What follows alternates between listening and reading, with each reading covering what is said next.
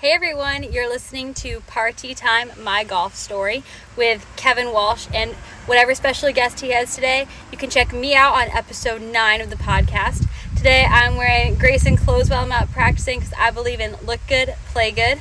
And follow me on Instagram, Sophia Warren Golf, and hope you enjoy the rest of the show.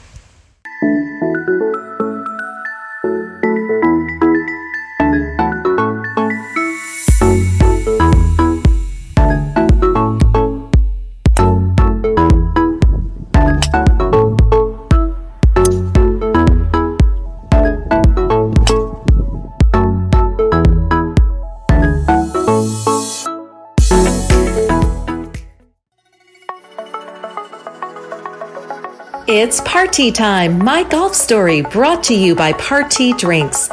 Classically designed golf drinks for golfers by golfers. And the golf real estate pros Gene Walsh and Vince Visicaro. For your Southwest Florida real estate needs, check them out at suncoastdreams.com. Now here's your host, Kevin Walsh. Hey, what's going on? Welcome to the program. We have another great show for you here. If the background looks a little bit different, it should. This is the first show we've taken on the road. That's my stepmother, Mary, walking in the background. I'm back visiting my parents in Ledyard, Connecticut. Mary, wave to the camera over there. Yeah, that's Mary. That's my stepmom. Over here, that's my dad. All right. So these are the first podcast crashers that we have had on the program, but glad you could join us here. Rick Stauffer is our guest. Rick is a professional caddy.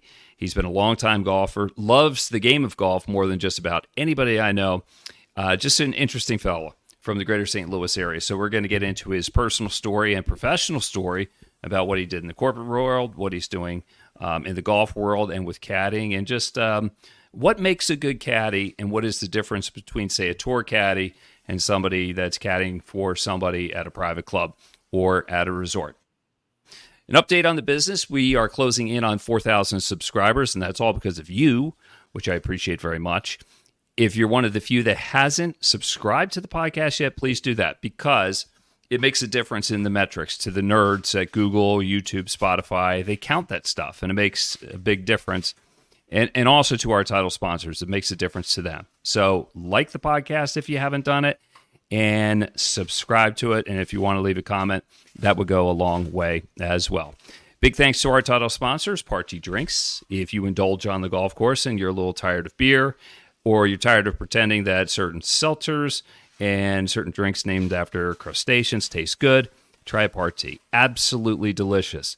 For golfers, by golfers, handcrafted, look the part and taste the part. Try Transfusion. If it's not being served at your club, then tell somebody to say, we got to get Party because everybody else has it and everybody loves it. And if your dream is to live in the golf, a golf real estate community, nobody better than the real estate pros of Gene Walsh and Vince Visicaro, suncoastdreams.com, a division of Fine Properties based at Lakewood National Golf Club, the #1 golf community in America, and coming soon, right across the street, Calusa Country Club. It will be 18 holes and then an additional 12-hole course and 1,900 units right across the street from Lakewood National.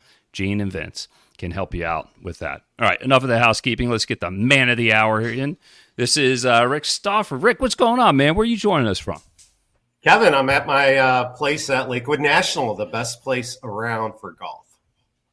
Well, you really use that facility, especially the practice facility. I don't know how much golf you play there, but you are a practice hound. What's the genesis behind that? I think I'm an early bird, so I try to get to that practice facility by, when the sun comes up and just try to get an hour and a half in, short game, hit some balls. And then when Commander opens up, go over and putt on that green. I think now I like the idea of playing golf more than actually going out and playing. And as you know, when we're done caddying, we don't want to go out there and play. So I really have to make an effort to go out and play. And truth be told, I haven't played in almost 2 months now. So I'll get out there and play a little, and we'll get around in at Lakewood National or Concession sometime soon. Yeah, well, you and I, we talk about golf a lot, and you're right. We don't really play it all that much anymore. I think I play maybe on average 9 holes a week. Yeah. But I kind of get the feeling with caddying, for me, it's like I feel like I'm playing golf anyway. I'm just not hitting the shots.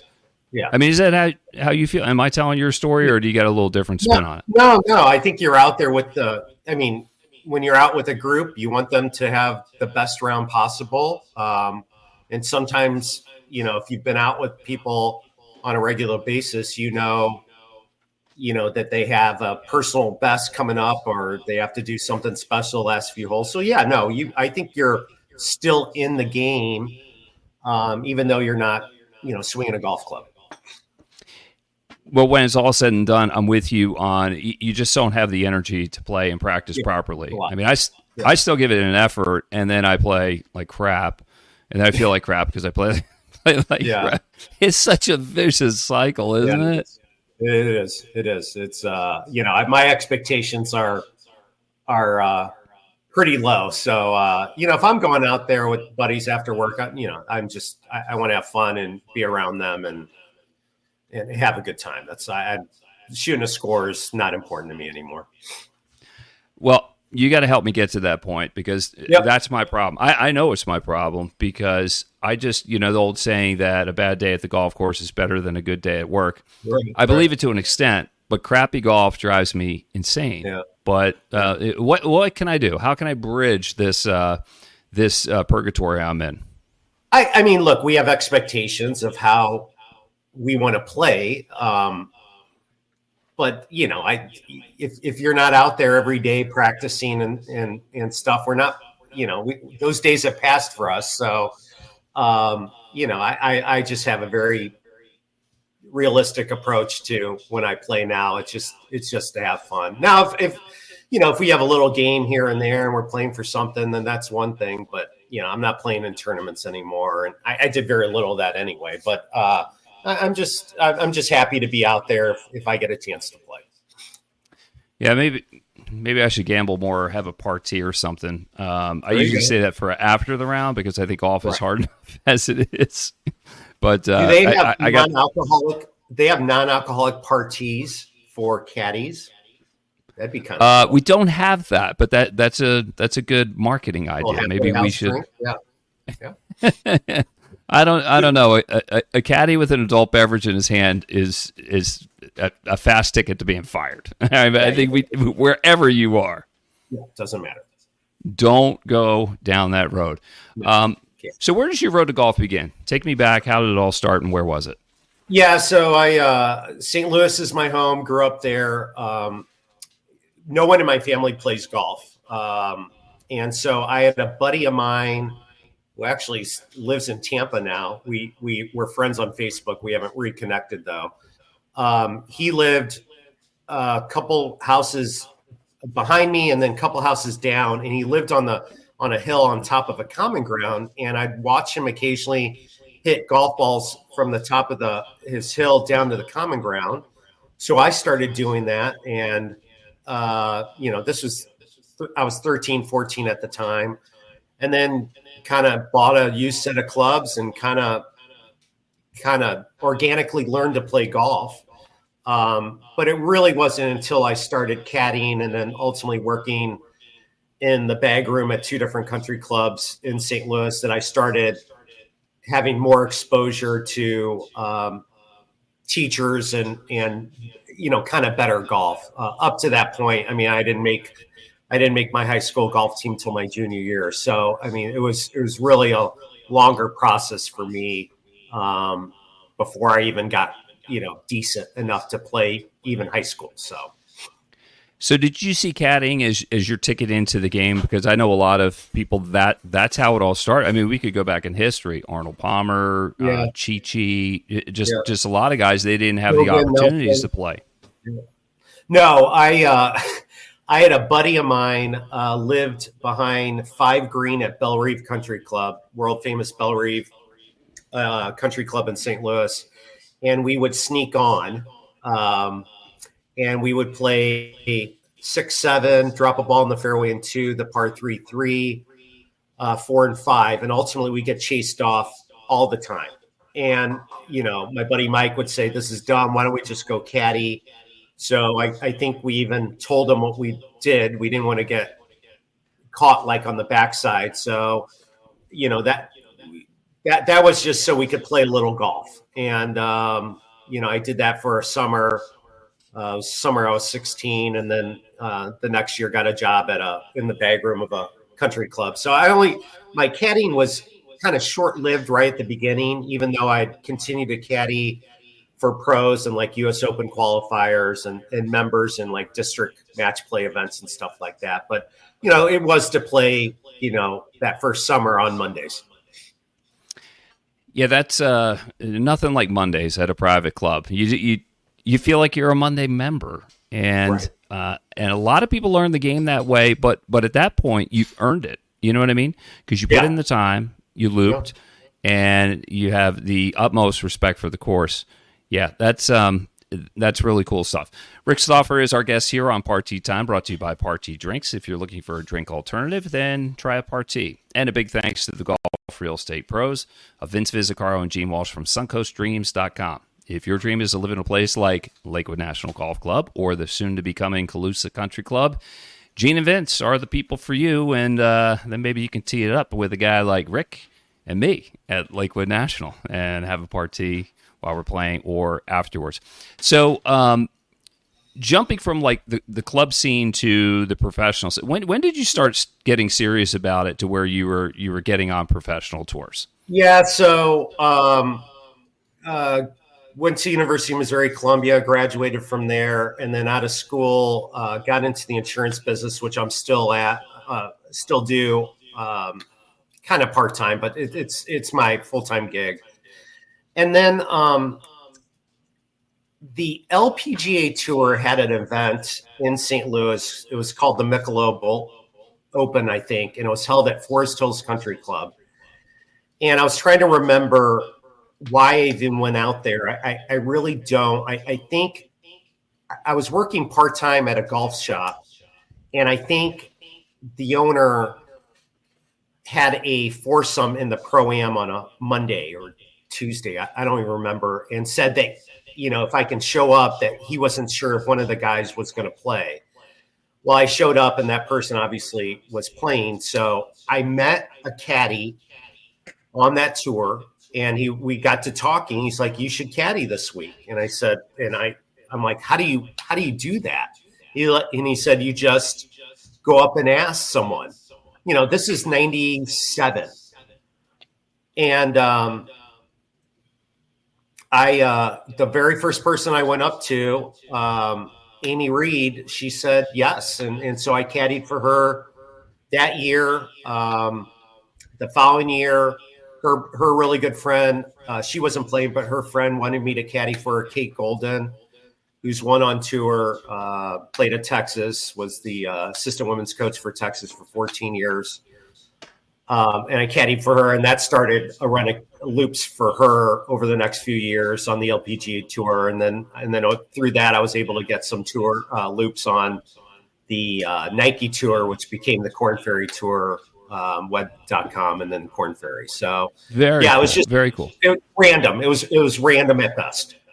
Yeah, well, but just take me back to that parking lot conversation, like where you got your first loop. Yeah, What'd you say? So she pulled in, she opened her trunk, she pulled her bag out. I vividly remember this. The name on the bag was facing me. So when I went up to her, I said, "Amy," because I could tell it wasn't like, "Hey, you, do you need a caddy?" I said, "Amy, do you need a caddy for a week?" And at that time, Kevin, I would say a good chunk of the gals did not have a regular caddy week in, week out. The caddies would actually travel, or there'd be local people. So I just said to her, and she's like, "Have you caddied?" And I was honest that, I had not done any like tour caddying, but I've caddied in US Open qualifiers and stuff like that. So I had some experience in tournament golf caddying, not a lot, but enough for her to say yes. And who knows if she said no? Who knows? So she said yes, and we had I think we missed the cut that week, but the following year for her friend Kate, I think we finished top 20. We were 2 groups behind Annika. I remember the crowds being crazy, and so it just just her saying yes changed everything. This is why we're sitting down probably. Wow. That's cool. Is there a backstory to you caddying a Concession golf club that's maybe ages you a little bit as compared to everybody texting and emailing? Very random. So back in the summer of 21, I belonged to a club in Columbia, Missouri called Old Hawthorne, and that's where the men's and women's team for Mizzou plays and practices at. And I'm very close with both programs there. And I got done playing one day, and my buddy asked me if I had any plans. This is May of 21. And I said, well, I'm taking my wife, Sue, for her birthday in June. We're going to West Palm Beach. And he said, don't do that. We just bought a place in Sarasota. Why don't you guys go stay down there? And I said, oh, we can't do that. And I think he had just bought the place. I don't think knew anyone in his community. And I think he wanted someone to check on it because he wasn't going back for a while, I don't think. And so we went down there. We had a great time. I knew Concession was over, and I actually tried to get over there, but as you know, you have to go through a gate. I just wanted to buy something out of the pro shop, and they wouldn't let me through. And so fast forward to September, we went back down. He invited us back down to stay, and that's when my wife said, hey, what are your thoughts about maybe spending the winter down here? And I said, yeah, that's fine. And so we went to Lakewood National. We took Arthur took us through a tour of the one of the demo homes, condos. We asked if he does rentals. He said no, but he gave us the name of a gal. We called her, and this is September, and at the time they were already booked up. But my wife and her had a good conversation. My wife's a realtor, so they kind of talked that world a little. And I think we were on our way back to St. Louis, driving back between Atlanta and Chattanooga, and my wife gets a call from a 941 number, and it was this Carol gal, and she said, hey, look, someone canceled. You won't believe this. Someone canceled. You weren't first on my list, but, would you like, and we were thinking 30 days, which turned into 90. So we rented the place sight unseen. And then when I got home, I thought, well, what am I going to do for 90 days? My insurance business, I have clients everywhere, so that's not a problem where I'm at. I love golf, but not to the extent where I can play every day. I don't do that now. I wasn't going to do that back then. And so I actually wrote Concession because there's nothing really on the website. So I wrote Concession a letter, and basically it was, Dear Caddy Manager, my name's Rick Stauffer. I caddied on the LPGA Tour. I'm going to be living across the street this winter at Lakewood National. If you need a part-time caddy, let me know. And then our friend Joe called me 2 weeks later. And again, if that letter doesn't get in his hands, who knows what happens? We're not talking right now. He called me. He's like, yeah, I need you in 6 weeks down for member guest. So that's literally how it started. So I had to come down for training, and then did member guest, went back home, and then came down January 1. And then ultimately, about halfway through our rental, we decided we love the community so much that we ended up buying a place here. And hey, look who it is. Did you sneak in on me again? I snuck in, Kevin. Yes. You didn't see me. Well, here you are, and I'm glad you're here. It's been a while since you've been here, about a month or so, and a lot has happened. How's the market doing? The market's doing great. It's picking up. We had a Hurricane Milton, and we're recovering, cleaning up. The good news is that we're not in a flood zone. We didn't have as much damage and devastation as the coast did, but we're grateful to be here and to be working again. It's a good time to buy. It's a good time to sell. And people are coming a little bit early. We usually don't talk about the season until December, but it seems like some people are getting ahead of the game. They are. Properties are going under contract, and they're going quickly. So if you've had your eye on a property and you've been watching the market and houses have been sitting for a little bit of time, you're seeing a change to that for sure. So it's time to get serious if you'd like to be in a new home. We're hearing a lot of talk about the place across the street, Walsh Country Club, which is going to have 18 holes and then an additional 12 holes and a lot of homes. What do you know about that? Yes, there's going to be 1,900 properties. 1,500 of the properties will be deeded golf, and then 500 social is what we're being told.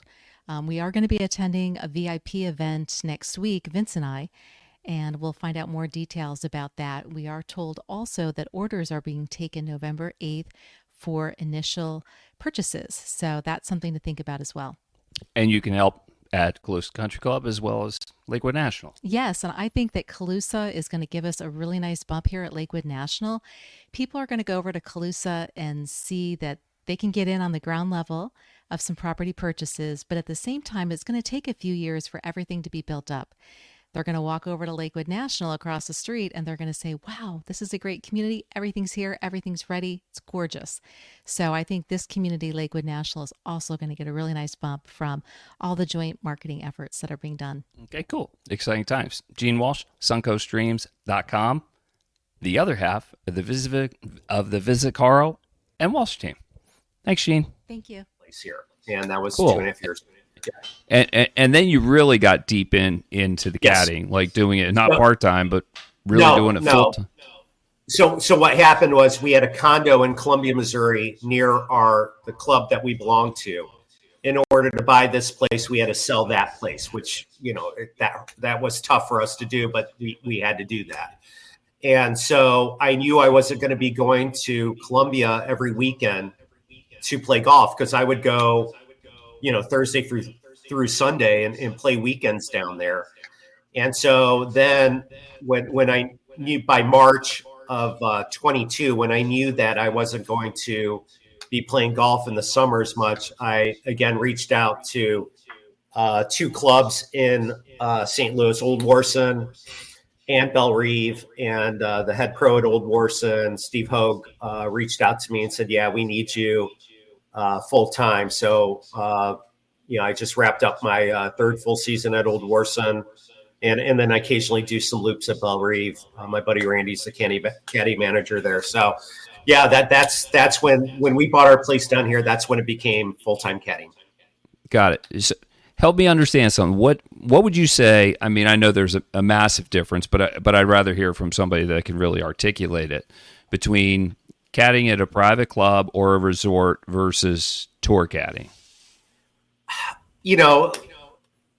I think on the tour side, you are very much emotionally invested, financially invested, obviously, in the outcome of your player. You're really a partner with him or her in this journey that they're trying to do, this very difficult way of making a living.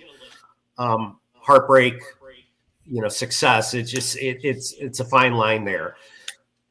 When you're club caddying, you're at Streamsong, I'm at Concession.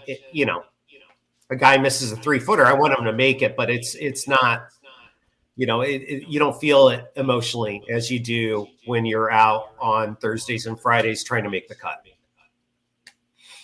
Tell me this, like when your man or your gal misses a 3-foot putt, is it? Does it wipe you out? I mean, are you just disheartened by it, or how quickly do you got to move on? I on the Corn Ferry Tour, I've caddied the last 2 years for a kid named Brendan Jelly, who played at Oklahoma State, won a national championship there when Victor Hovland was there. And Brendan's an absolutely exceptional golfer, and he's close to busting through.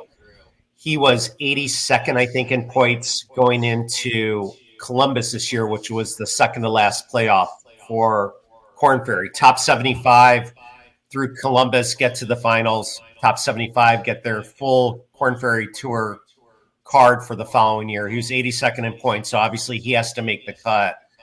And we fought hard that week.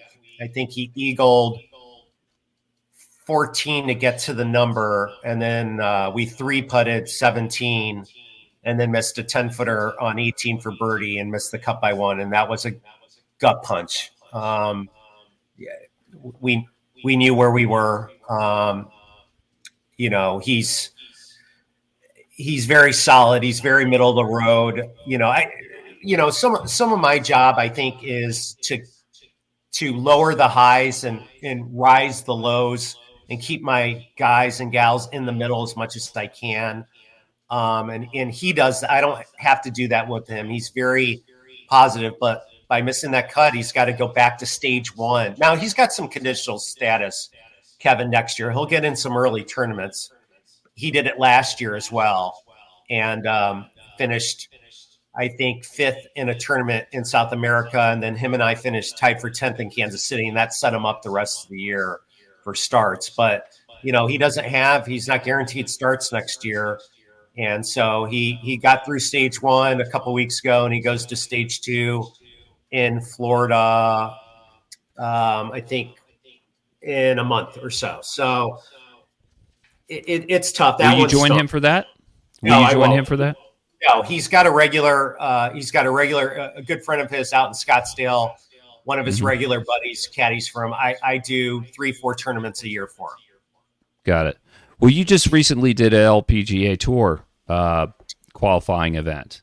Yeah, 2 weeks ago, stage 2 was down at Plantation in Venice, and I did it the year before. And one of my buddies, the former Mizzou men's coach, Mark LaRue, his son, Lake, is the head women's coach at Sam Houston State down north of Houston. He had a player that got through stage 1 that needed a caddy, so we worked together a couple of weeks ago. Our last round was kind of iffy. We didn't play very well, but it was a good experience for her. She'll get some starts on Epson Tour.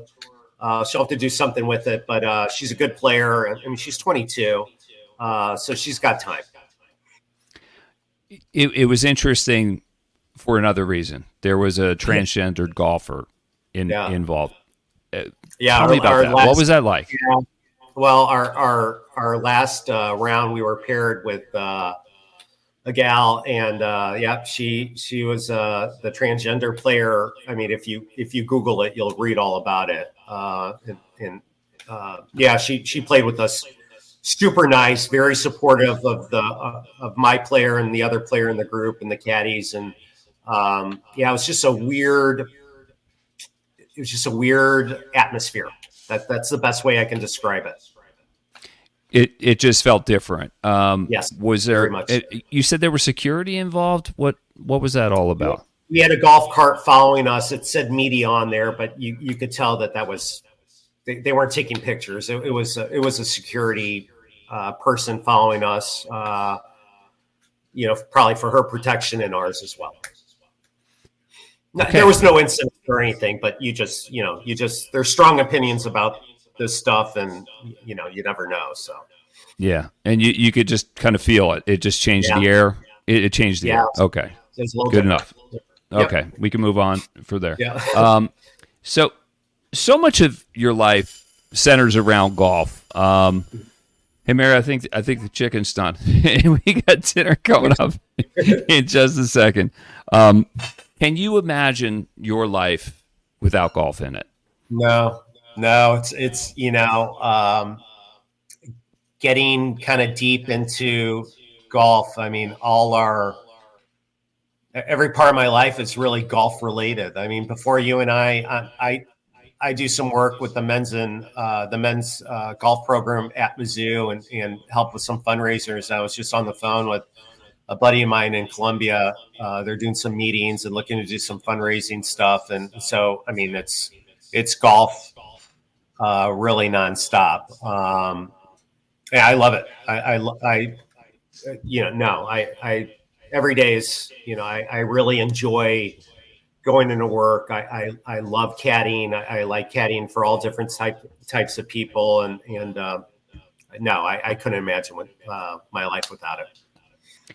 Rick Stauffer, professional caddy at Concession Golf Club. One of my golf buddies, or a good conversationalist. We always have good conversations. He's our guest here on Party Time, brought to you by Party Drinks, and also the Golf Real Estate Pros of Vince Vizicaro and Gene Walsh from SuncoastDreams.com, a division of fine properties in the greater Sarasota area. So, Rick, we're about done here, but leave me with something profound. If there's one golf tip that can benefit anybody, just an everyday golfer or somebody that's pretty good? You've been around the block. You've seen a lot. What would that tip be? I would say when I'm caddying for just regular guys and gals, 10, 15, 20 handicaps, I would say there are a couple things. I would say when I give a number to a flag, the amount of approach shots that end up short is mind-blowing. It's 95% of the time. Put your ego aside and take an extra club or two, assuming there's no danger going long. And look at Concession, a lot of the misses are short. I understand that, but the amount of everyone takes their best shot as their average shot, and that's not the case. It's not for me. It's not for you, Kevin. It's not for them. We're not professionals here playing golf. Take an extra club or two. And try to get that ball pin high, because you're better off doing that than leaving it, chunking it or whatever. But most approach shots end up short. I would also say play more break. Most putts are missed on the low side by far, and learn how to hit distance control putts. Learn how to hit 10, 20, 30 foot putts and try to get those. We point to spots for them to putt, but they struggle even getting a 10-foot putt, knowing how hard to hit a 10-foot putt. And I would say those things are probably, they improve on those things. I think they'll see their scores drop. Yeah, I think I'm with you on that, especially the speed control. All reads start with speed. And it's all about proximity. I mean, it's nice to make putts, but you never want a 3-putt, and you can't go that wrong with the break, but you can really go wrong with the speed, too much or too little, and then that leaves you those 6-footers coming back, and that'll cook you. The pros are 50% at 8.5 feet. Those are the best putters in the world. So I mean, you got a 15-footer, you got a 2-putt that thing. Absolutely. Rick Stauffer, hey, man, really appreciate you. I will see you on the golf course, or maybe we'll be on a loop together. Yes. Enjoy the conversation, and looking forward to seeing you again and seeing you on the air as well. Big thank you to our title sponsors, Party Drinks. If you're looking for a drink alternative on the golf course, try Party. And if your dream is to live in a golf resort community like Lakewood National Golf Club or the soon-to-becoming Calusa Country Club right across the street from Lakewood National, give Gene and Vince a call, and they'll take good care of you. For Rick Stauffer, I'm Kevin Walsh. We'll see you again next time on Party Time, My Golf Story.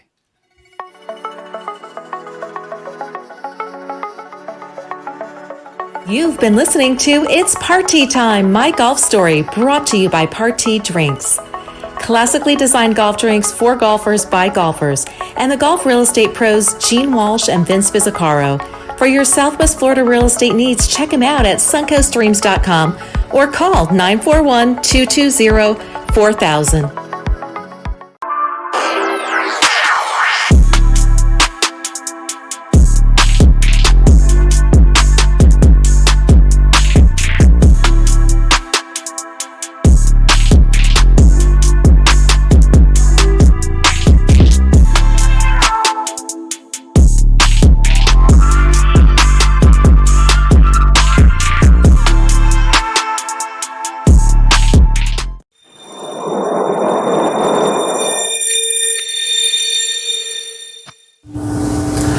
This is Vince Vizzacaro and Gene Walsh with the suncoastdreams.com real estate team at Fine Properties. We've helped hundreds of families find their dream homes in golf and resort communities in Lakewood Ranch, Bradenton, Sarasota, Parrish, Venice, and the surrounding areas.